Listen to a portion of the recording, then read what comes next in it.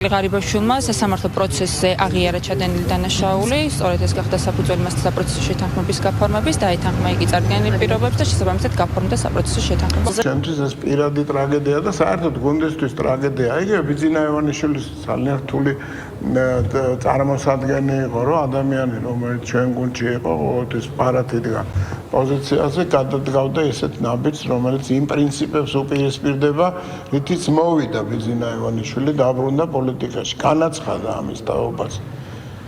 არაერთხელ გააფრთხილა ყველა. და თუ კი რეალური არსებობს და ეს დანაშაული არსებობს, მით უმეტეს თუ მან აღიარა, მისასალმებელი აღიარება, რასაკვირველია, მაგრამ თავად დანაშაული არის ძალიან მძიმე.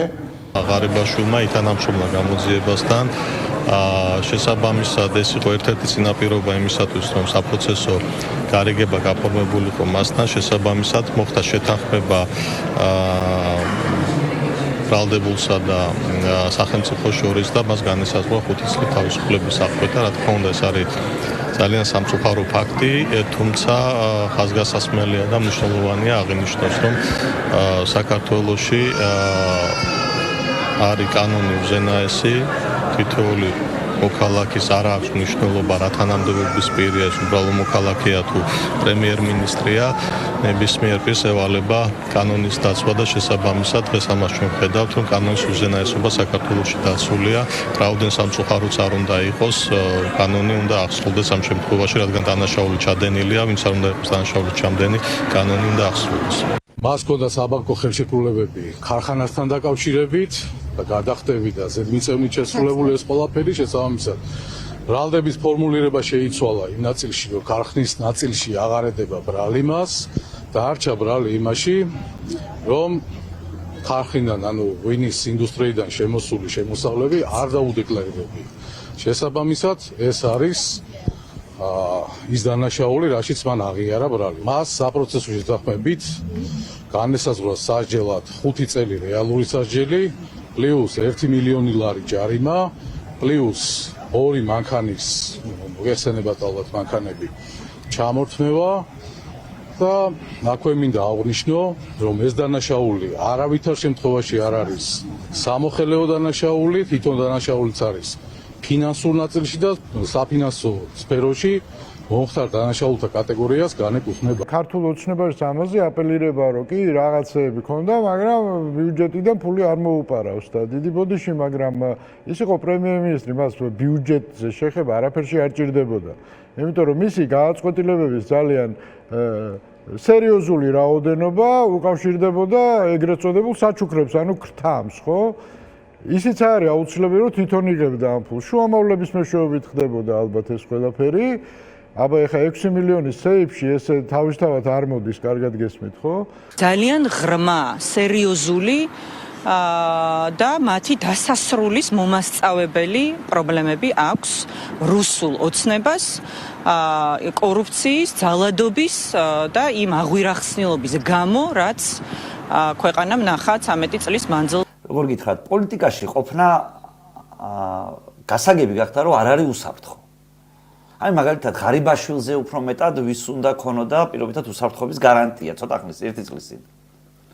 მაგრამ დღეს დავინახეთ, რომ 5 წელი ჩასვეს ციხეში. იქ ვიღაცა ლილუაშვილი ჩასვეს ციხეში. აი ფაქტობრივად გამოდის, რომ აი როგორ გითხრა, არ არსებობს რაღაცა პოლიტიკური, რაღაცა ჯგუფი, რაღაცა მიმართულება, სადაც ვიღაცა მაინც ციხეში არ ხვდება.